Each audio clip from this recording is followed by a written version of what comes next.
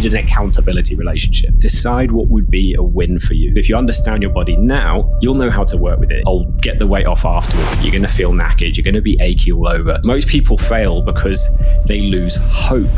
The mindset that you have underpins everything. Hello and welcome to the Trinity Fit Over 40 podcast with me, Rob Burkhead. I'm one of the co-founders of Trinity Transformation and creators of the Fit Over 40 method. And together with our world-class coaching team, we've helped more than 7,000 women over 40 to reclaim their confidence, to feel strong, youthful, and amazing in all their clothes over the past decade. And for more information about what we do, go to www.fit40info.com. So in today's episode, it's a solo episode because Ben's away on holiday. He's got about a month until his wife is due to give birth to their first child, so they're taking a little time away. And talking of time away, I'm going to reveal today how to stay on track this summer around holidays, barbecues, weddings, events, and specifically how to do that for women over 40. So there's a number of key times of year which are most challenging in my experience when it comes to staying fit and staying healthy, and summer can be one of them.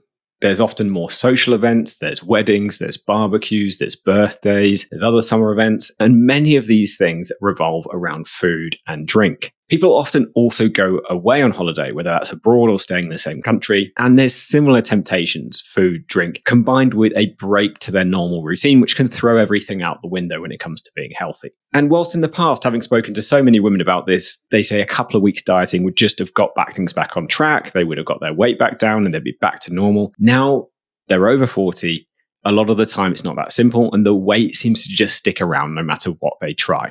The old dieting tricks don't work like they used to. So the weight climbs up and doesn't come off afterwards, even when trying to cut back, trying to eat well, and trying to exercise. And this means for many people, over time, if we look over a few years, the weight keeps climbing every time they hit one of these seasons. They hit Christmas, they hit summer, they hit Easter. And because of this, their waistline keeps expanding and none of their clothes are fitting comfortably anymore. Their body doesn't look like it used to. It doesn't feel like it used to, both inside and out. And they wonder if this is just all part of menopause and getting older. But I'm here today to say it doesn't have to be that way.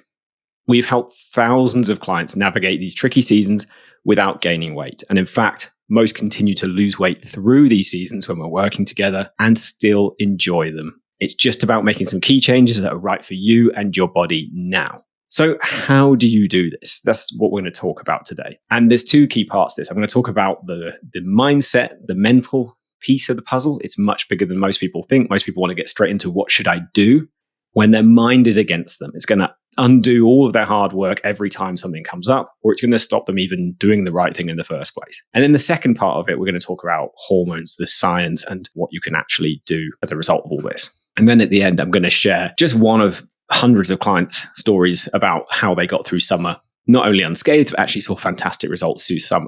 And there's a lot of insights to how you can do that there too. So first of all, the mindset. The mindset that you have underpins everything, underpins all your behaviors. You might not realize it, but I've done this for over 10 years, working with almost 10,000 clients. If we can shift the mindset, which is what we do with everyone we work with, everything then follows and falls into place. And most things, diets, weight loss injections, they're like dealing with the symptom. They're not dealing with the root cause of the problem, which is often mindset. And the thing is, this is different as you go through menopause. Most people fail because they lose hope. Hope is a critical thing we need to have to succeed in any area of life. If you feel like you're going to fail anyway, like it's inevitable you're going to fail, you're going to gain weight, you're going to get old, you're going to feel knackered, you're going to be achy all over, you'll probably end up behaving differently when you go on holiday. You'll probably think, sod it, I'll just figure it out later. I'll get the weight off afterwards. I deserve a treat. These really common holiday mindsets. And let me make this clear. I'm not here to say when you're on holiday, when you're at an event, you should just think, I can't have anything. I can't have fun. I'm on a diet. Like that is not the mindset I'm trying to say you should have. That's also one that's really unhealthy and will backfire. But it is about shifting the way you see these things, shifting the way you think about them in a way that's going to be much more productive for you. And I don't think any of this is helped by really common rhetorics around menopause, which I hear all the time because it's the type of people we work with. So I hear things like, once I reach menopause, it all goes to pot. This is what a lot of our clients' friends are telling them or were telling them before they joined and proved them wrong. Once you hit a certain age, that's it. The menobelly's real. Like you hear all of these things said so many times that people believe that there is no hope. There is no way around this without just becoming overweight, out of shape, clothes not fitting, tired, achy, brain fog, all of these things. But what they don't realize is a lot of the behaviors that used to be able to get away with, they can't anymore. And small changes to these can completely transform how they feel, so they can feel years, decades younger. We have so many clients who are back to pre-pregnancy weight and very close to pre-pregnancy shape, even 20 years on. We have clients say their bum is lifted like it was in their 20s, their stomach is flat again, they're back in all their favorite clothes, and some of them even have to buy a wardrobe smaller than they ever have before. And you don't have to go that far, but this is all possible if you want it. So first of all, we need to get the mindset in the right place. It doesn't all go to pot. It only goes to pot if you keep doing the things you used to do, that you used to be able to get away with when your body was very, very, very different. And I'll get into the hormonal side later, because if you understand your body now, you'll know how to work with it. And it's not that complicated. We explain everything in the most simple way possible. We don't get too into the weeds with the science. We just say this is what has happened on a very high level and then what you can do about it, which is how I like to work with everything. And this is how we like to work as a company, is not get you bogged down with the science. We study that, and then we don't get you bogged down with it. We just tell you what you need to do. So when it comes to the holiday season, we've got to challenge some holiday specific mindsets, as well as those kind of overall age and menopause specific mindsets and rhetorics that people say. Who you surround yourself is key for this. Like, we have a community that's constantly challenging each other in a positive way, in a supportive way, to say, look, I used to think that too. I've realized that's not the case. And over time, it will rub off on you. And our clients have formed friends for life within their groups. We have walking groups in loads of different regions around the country now as well, because they have realized that who you surround yourself with is key. And if you're struggling, it's probably because you've not got people who understand how to navigate this time too well. They might be using quick fixes. They might be using extreme diets or weight loss jabs to do it, but they probably don't understand how to work with it. It's not very common. And this is why I'm so passionate about teaching this stuff, because people need to know how to work with their changing body, their changing hormones, and it isn't as hard as people think. So we'll get into that. Just before we do, whatever the event is, I think the first thing that's really important, we do this with all of our one-to-one clients, is before the event, decide what would be a win for you. This really helps with the mindset through it. What would be a win? What would be a success if you looked back after the event and you looked at where you were at after the event? What would feel like a success? For a lot of people, it's not, I will have lost half a stone on that holiday, because that's not what they really want to get out of it. They probably want to enjoy it. This is what I see more than often than not, but not gain loads of weight. They might be happy to gain a pound or two, which is very common with bloating from flying or from saltier diet or from a higher carb diet. They just don't want to gain half a stone that takes them 6 months to lose, because it's harder around menopause. And you can lose it faster than that, but without our help, often it does take people a long time if they lose it at all. So what would be a win from that event? If it's a wedding, what would be a win? Maybe it's that I make some healthier choices and I just get straight back on track afterwards. If it's a week or 2 week long holiday, maybe it's that I still make good breakfast choices and I still do some exercise and I come home feeling good about what I did. So many people just don't even consider this. Life is such a rush. I don't get it personally, but I get it from speaking to so many clients. You know, they're caring for aging parents on top of raising children, on top of planning most things for the family. They're juggling a million things and on top of a career.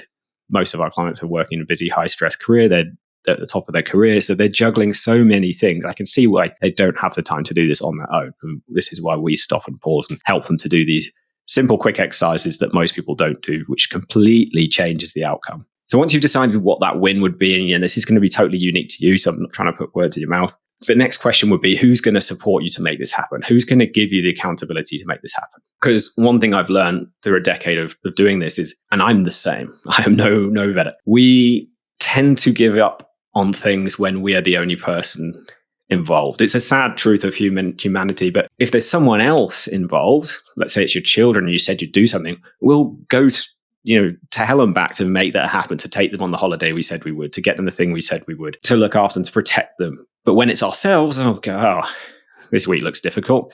I'll come back to the diet next week. And then inevitably that becomes 3 weeks or 2 months. And then another half stones come on, or we've not made any progress. So accountability is absolutely key. It cannot be overstressed how important this is. And it has to be someone you respect, ideally who's an expert in the field that you're working with too, so they can give you some expert guidance if you have a wobble or get stuck. But you need someone, unless your life is super simple, you've always found fitness easy and you know what to do. Those people are quite rare in my experience, but they do exist. For most people, their life is busy and complicated, and they are going to give up on themselves regularly if they don't have someone to answer to. So next question, have a think about it.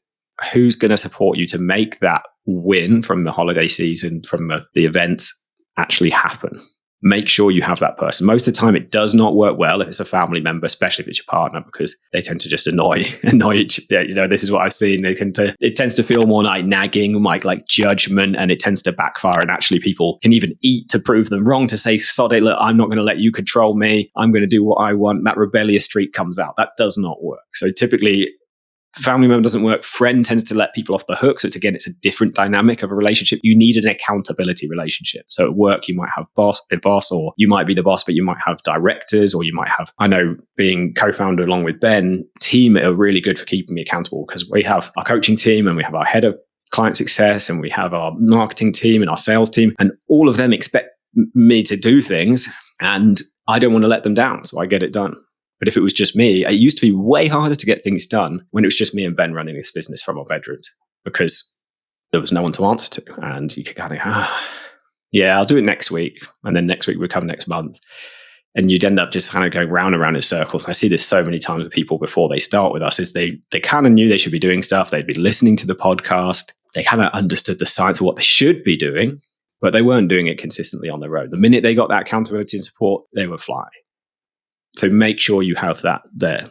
So that's the mindset side of succeeding at this time of year, or any tricky time of year, is making sure you have that feeling of hope. So surround yourself with people who are succeeding through these times. There are people out there. We've got hundreds of them inside our community at Trinity now. So you just need to make sure you're around people like that who are succeeding at this time in life.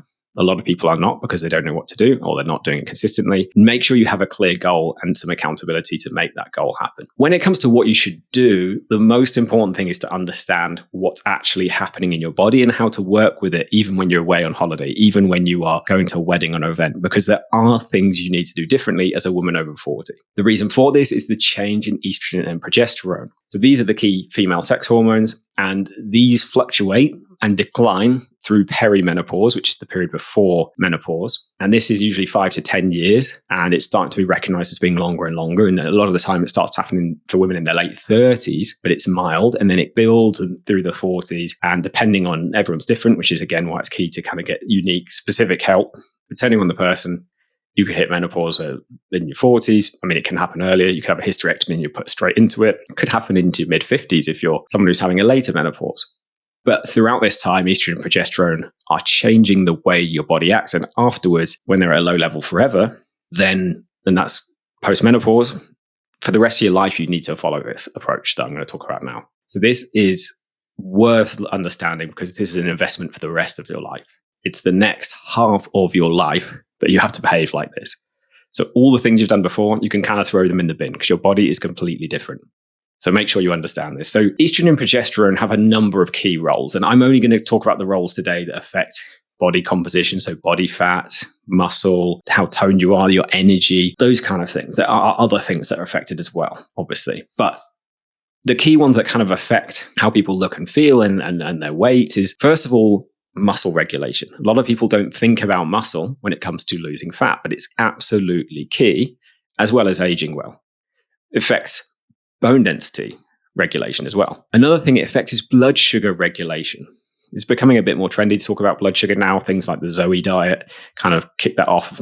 It was a big fad a couple of years ago, but it is important to know how to do this. You don't need to do something like that to understand this. It's much more simple. Then we've got cortisol, which is the key stress hormone, and how your body reacts to stress changes significantly with less estrogen. And a really important thing to understand is HRT doesn't necessarily change it doesn't significantly change any of this. HRT helps really mostly with vasomotor symptoms, with other symptoms around menopause. So brain fog, can help with sleep a little bit, can help with reducing those hot flushes, those night sweats, can help with anxiety, get overwhelmed, but it doesn't necessarily help with muscle regulation, blood sugar regulation, cortisol. You need to also change what you do.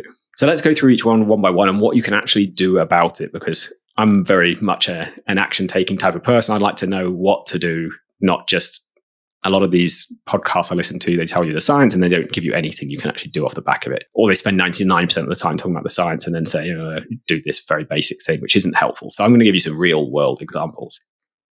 So when it comes to muscle, why does this matter? Well, muscle matters because your muscle and metabolism are very closely linked.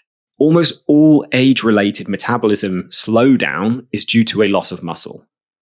So many people don't understand this. They think, oh, my metabolism is slowing down due to age, due to menopause. No, it's slowing down because from the age of 30, you start to lose almost 1% of muscle per year, about 8 to 10% a decade. If you do extreme diets or extreme restriction or these weight loss jabs now, you will lose way more than that. So your metabolism grinds to a halt. This has a cost, but you can reverse it. So this is really, really important. So you don't need to lose hope. We talked about hope at the start. But what this does mean is you need to do the right type of exercise to maintain muscle, eat the right kind of things to maintain muscle, and you need to be way more conscious of it, really from age 30 onwards. But if you're in your 40s or 50s, it's not too late. We've got clients in their 60s who started with us about age 60 who have completely transformed their muscle, their tone, their body shape, their strength. They're doing push-ups in their mid-60s. They're stronger than they've been most of their adult life. So it's never too late. Imagine living in a home that you've cherished for years. You've done your best to keep it in good condition, But no matter how much you clean, paint, or repair, the problems keep piling up. the cracks are showing, the roof is leaking, and it feels like everything is getting worse despite your best efforts. For many women, losing weight around menopause feels just like that, You've tried diets, workouts, and advice, where the results don't come and the frustration keeps growing. That's where our Fit Over 40 private coaching program comes in. Think of us as your expert renovation team. We know exactly how to fix the root issues, rebuild your confidence, and create lasting results, just like restoring a home to its best condition. If you're ready to finally see results that last, Go to www.fit40info.com. but the key thing to understand is you can't stop exercising for months now without serious repercussions. If you stop for a week because you're ill or you're away, it's not going to have a huge impact, but you need to be pretty consistent most of the year round. Otherwise, you will age rapidly, you will lose that muscle, and you will not have enough consistency to rebuild it. And the type of exercise is absolutely key. Most exercise is a bit like junk food, is junk exercise. So most gym classes, sadly, they're designed for entertainment and for people in their 20s.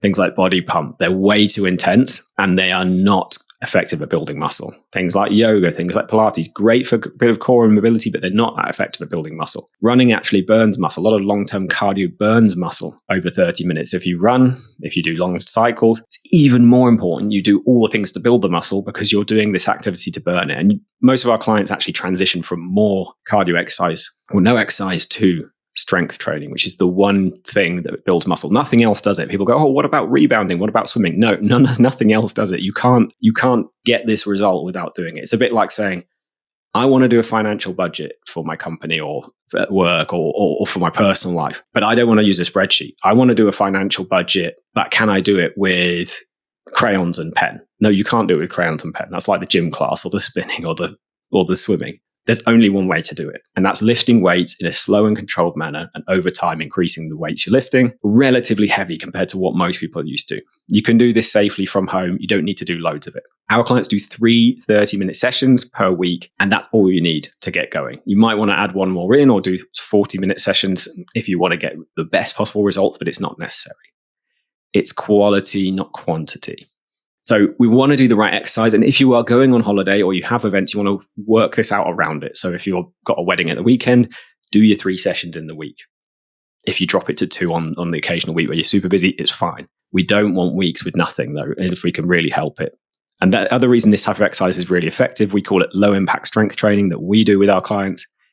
It's low impact, it's low intensity, and this means injury risk is really, really low. In fact, it helps people work through things like frozen shoulder, helps them build stability because you get the muscle again back around your knees so your knees don't ache all the time. So it improves everything. It also improves energy. Even if you're tired and have slept badly, there's a lot of research to actually give you more energy throughout the day. So it's super effective for reversing so many of the things going on in menopause. It's also the most effective way to build bone density. All of this must be combined with the right nutrition, but if you do that, then the exercise creates the stimulus, the desire for your body to change and to build back that muscle, that bone. And then if you give it the right food, it's a bit like you've got a really enthusiastic, after the workout, really enthusiastic team of builders, and you want to build your dream house. You've got to also give them the right building materials, the bricks, the cement, the plasterboard. And that's what nutrition is.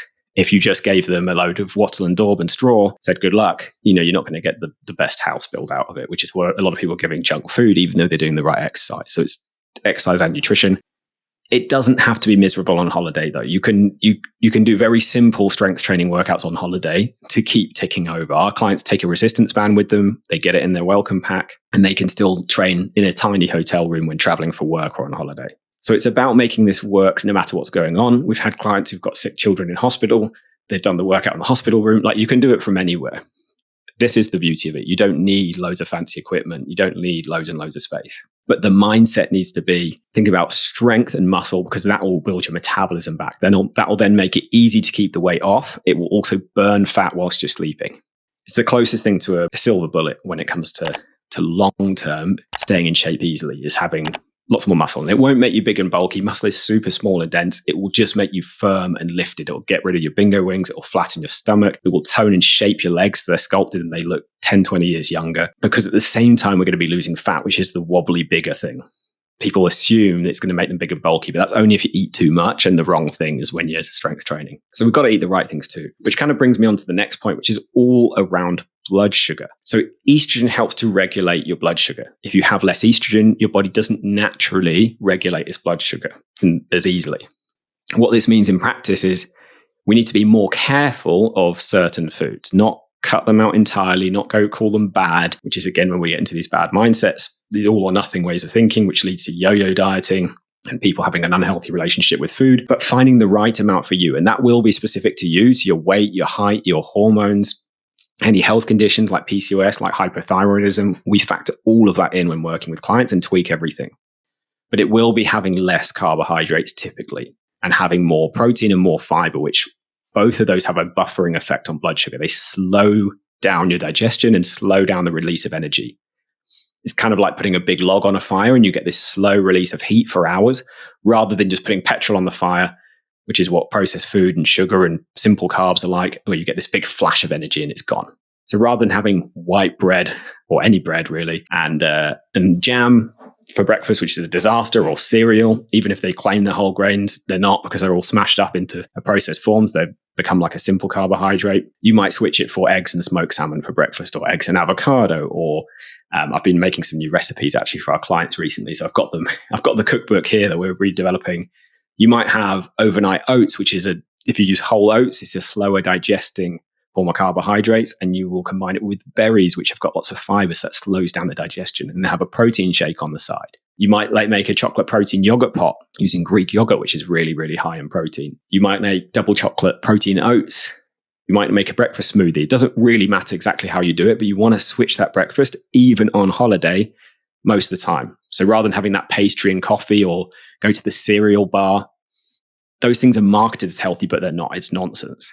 They're very profitable. That's why they push and they put protein on everything now. But if it's in a packet, it's unlikely to be healthy. But when you're on holiday, usually there are breakfasts that are not like that. There's usually a fruit selection. Have lots of that, because those are different forms of carbohydrates. They are coming packaged with the fiber, especially in their whole form. Do you want to be careful about fruit juice, because that's been processed. So if you're going to have a very small amount and combine it with a high protein breakfast, because the protein will slow down the blood sugar spikes. And blood sugar is really important around menopause, because if you're having blood sugar spikes and crashes, you will be getting energy spikes and crashes. And you will also be getting bigger hormonal spikes and crashes throughout the whole day then. And breakfast either sets you up for a good day with smooth blood sugar and smooth energy and steady energy, or it sets you up for energy crashes where you'll then be craving like crazy. It'll be almost impossible to not overeat. You'll end up eating junk. Every time you eat the junk, you feel even worse, and it just perpetuates and gets worse and worse and worse. So breakfast is key. Do not skip it. It's not effective to skip it around menopause. Instead, pick a better one. When it comes to lunch or dinner, or if you're at an event like a barbecue, you again want to think about, can I reduce the carbohydrates? And this is where it's really important to have a good nutritional understanding. Take a little bit of time to learn what's in food. And we teach all our clients this very almost like without them realizing, so that at the end of working together, they understand food now and they don't have to think about it and stress about it all the time and be so confused about it. So they might go, I'm going to have a burger without the bun, or I have half the burger and half the bun. Cut it in half, give half to my partner. Might have a smaller serving of pasta salad, but you don't have to have no pasta salad. But I'll have a lot more of the veggies with it and the chicken, because it's protein. You might be on holiday and you have half a pizza and share a salad with it, rather than having a whole pizza, because a whole pizza is a hell of a lot of carbohydrate. You might have a smaller ice cream, or maybe once in the week rather than one every day. It's these little changes that add up to massive changes in results. And at dessert time, you might skip dessert most days. And then when you have it, you might always share it with your partner or with a friend or with your child.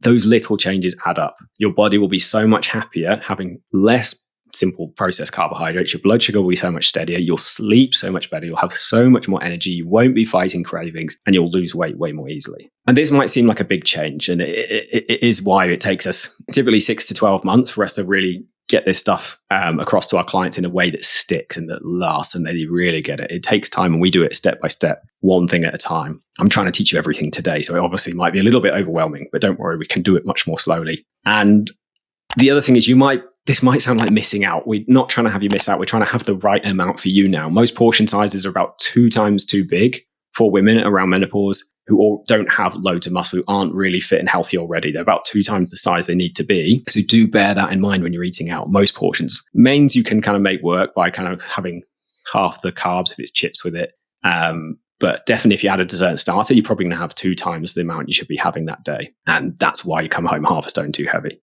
So making these shifts, it could feel like missing out. And a lot of the time, we also have to dig into people's past, people's mindsets from their childhood, because they were perhaps restricted food-wise, and then they now bounce back by not, that rebellious side of them's come out and they don't want to ever feel restricted, so they overeat. It could be the way they deal with stress and emotion, and there's other things that need dealing with. And also just getting used to smaller portion sizes again. A lot of the time, it's gradually built up over the years. You probably didn't eat so much when you were younger, and then now your stomach and your body has got used to these massive portions. But you will adjust. It only takes a couple of weeks, and then your body adjusts. You get used to it. And if you're eating more protein, you're eating more veggies, that will fill you up just the same as if you're having a bigger portion of carbs. It'll actually fill you up more, and it'll fill you up for hours longer. So it's changing the composition of your meal slightly whilst you're away. It might be having in the evening, I'm going to really focus on proteins. I'm going to have a portion of fish, or I'm going to have tofu in my pad thai, or I'm going to have a fillet steak, and then I'm going to switch out the chips for a salad. Those little changes, again, really, really add up. And it sounds harder than it is. And most of our clients are so glad when they do it because they are proud of themselves. They know what they should be doing now, and they don't have to think about it. Well, after a few weeks of doing that, it becomes second nature. Now, the last thing we need to talk about hormonally is cortisol, which is the main stress hormone. The body cannot tolerate stress so well from menopause onwards, or from perimenopause onwards, because estrogen helps to regulate cortisol, helps to keep cortisol, the stress hormone, in check. You don't have that kind of police for your stress hormones anymore, so you've got to manage them more yourself. What this kind of looks like on holiday is thinking about things like sleep, alcohol, caffeine, because all of these affect your cortisol levels. You can't get up with staying up to midnight or beyond. If you used to be that party animal, I had a chat with a client recently, said she's always been known as the life and soul of the party, but deep down she's a bit exhausted and tired of being that person. Now, I've spoken to a number of people in this situation, now they can't get away with it. Their body, their waistline is expanding, they are feeling older, they're gaining weight because they're going through menopause. That lifestyle is going to react completely differently to your body will than it used to. So you need to have a relatively regular bedtime, mostly going to bed 10 to 11 o'clock at night. You need to have a good relationship with alcohol. You can't just drink loads and then not eat. That will cause loads of weight gain around menopause. It typically causes a lot more belly fat. Your body will preferentially store the food you eat as fat if you're drinking loads of alcohol. And a lack of sleep, which alcohol really disrupts, and it's usually a problem around menopause anyway. Alcohol is now going to have a much bigger impact on your sleep than it used to. And if you have disrupted sleep, even sleeping 6 versus 8 hours a night, there's a huge difference in cravings. That's 6 hours a sleep, not just 6 hours in bed. There's a lot of studies done on this, but one really interesting one found that people ate 300 calories more per meal without even knowing they were doing it when they just slept 5 versus 8 hours a night. And this was people even before menopause, when cravings are even more of a problem. So you don't have to give up all these things. This is something we really try hard with our clients to find the right balance for them. But you do likely need to change habits around how you treat your body and yourself. And you need to think more about the stress you put on your body, because all forms of stress add on to what's called the allostatic stress. It's like the total stress on your body. It's like having a bucket and throwing different things in the bucket. If there's too many things being thrown in, it will overflow and your bucket gets smaller, your stress bucket that you can tolerate around menopause. So it might be making some smart swaps. It might be swapping wine or cocktails, which are 200 to 500 calories a drink. So a couple of drinks is a meal. 4 drinks is 2 meals worth. And you haven't even eaten yet. For a single gin and tonic, if you can get a diet one even better, it's 4 times less calories than a wine. It might be 10 times less calories than the number of cocktails. And a number of those cocktails are full of sugar as well, which comes back to the blood sugar point of making your cravings worse, your energy worse, setting up on a blood sugar roller coaster, meaning you can't sleep, you're sweating all night. It's a horrible place to be.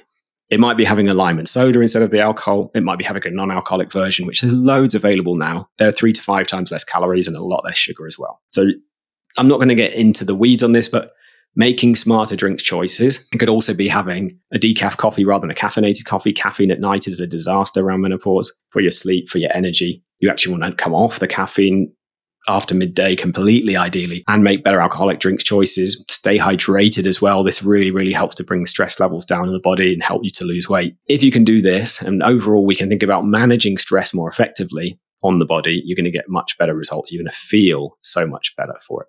And it's another reason why starvation causes big problems around menopause, because starvation is perceived by the body as a stressor, and it will spike your cortisol levels. And that will lead to what we call the weight gain triangle. So insulin resistance, which will cause more fat storage, especially around the middle, thyroid deregulation, slowing down your metabolism even more than the muscle loss we already talked about, which is reversible, but for most people, they're not doing the right things to do that. And then leptin resistance, which increases cravings, satiety hormone. So really, it's about being much more gentle with the body, being much more deliberate and specific, and making better choices, both in terms of nutrition, drinks, food, and lifestyle-wise. Like really, you want your holiday to be a holiday as well, not just working on holiday. I've spoken to so many clients who previously would have taken their laptop, they'd have been doing work emails, they might have even been doing meetings. They don't even have a holiday, and they wonder why their body is just expanding. It's because the body can't take that kind of lifestyle anymore. And it's not about giving up on work. We have loads of clients who are more successful than ever, that's got better jobs than ever, that have got promotions they never thought they would get. But it's about being more effective. And we work with our clients in all aspects of their life. So it's about being more effective, having more energy so that they can get results in half the time that they used to do and not need to work whilst away, come back, recharge, and then smash the ball out the park, rather than being exhausted all the time, spinning their wheels, having to work late to catch up. And they're on this downward spiral. They're on this treadmill they can't keep up with because they're just running their body into the ground. And this probably sounds like a lot to figure out on your own. But if you do want to feel good and look good and be fit and healthy and stay that way for the rest of your life, you do need to figure this out, as your hormones will continue to shift if you're perimenopausal, and then they will stay that way post-menopause, and HRT won't just fix this. And the other thing is everyone's different. So what you need to learn is slightly different to your friend, slightly different to someone else. So what they tell you is going to be kind of irrelevant because everyone's body's different. Everyone's in a different situation, and everyone has different mindsets from their upbringing, from the people around them, that may need unpacking and kind of rewiring so that you can get results now. And it's why we help every client individually. And I've got one example here from a client called Marta. She's 48. She's a mother, she's a wife, and she's a banker based in London. And here's what she said. So she said, I'd been gradually gaining weight over the last 3 to 4 years, and then pretty rapidly over the last 2. Prior to that, I could always manage to get my weight back down with a bit of focus on diet and exercise, but now found none of my usual strategies worked and would plateau after working really hard and only losing 2 kilos or so. Exercise-wise, I was a big fan of step aerobics and found a great online trainer. I do this 3 to 4 times a week, and in my younger years, this would have guaranteed some great results, but it no longer worked for me. I was also sensible with my diet, never been a fan of fad diet, but did, for example, avoid alcohol, starchy carbs at night, and calorie counting, but again, didn't seem to move the scales anymore. A friend recommended Trinity, and I finally decided to give it a go. I've now completed 12 weeks of the program, have lost just over 6 kilos, and I'm now back at a healthy weight. I've made changes to my diet and exercise routine that I'd never have done on my own. I'm sleeping better, I'm happier, I'm stronger than I've been for a long time. My coach keeps me accountable and has been super helpful in navigating all the holidays. I started the program in November, so that those first 12 weeks include a lot of meals and celebrations out. I'm now confident I can keep going all the way to reach my pre-baby weight from 11 years ago, and I've signed up to a 12-month membership. Thank you, Trinity.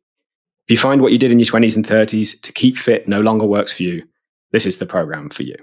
So not only did Marta lose over a stone in her first 12 weeks, she's back to a healthy weight, but more importantly, she has the hope that she will now get back to her pre-baby weight. She knows exactly what to do, and she has the support from her coach to keep her accountable throughout all the different challenges that came up over Christmas, over Easter, and now into the summer. So if you want to find out a bit more about the program that Marta and thousands of other women have used to see unprecedented results around menopause, so you know exactly what you need to do now and for the rest of your life to feel fit, strong, and get back into all your favorite clothes and feel phenomenal in them, just go to www.fit40info.com. You'll find all the details on that page. So that is fit, the word FIT, the number 40info.com, and you'll find all the details on that page. So that just about wraps up today's podcast. Thank you so much for joining me today. We'll catch you next week for another episode.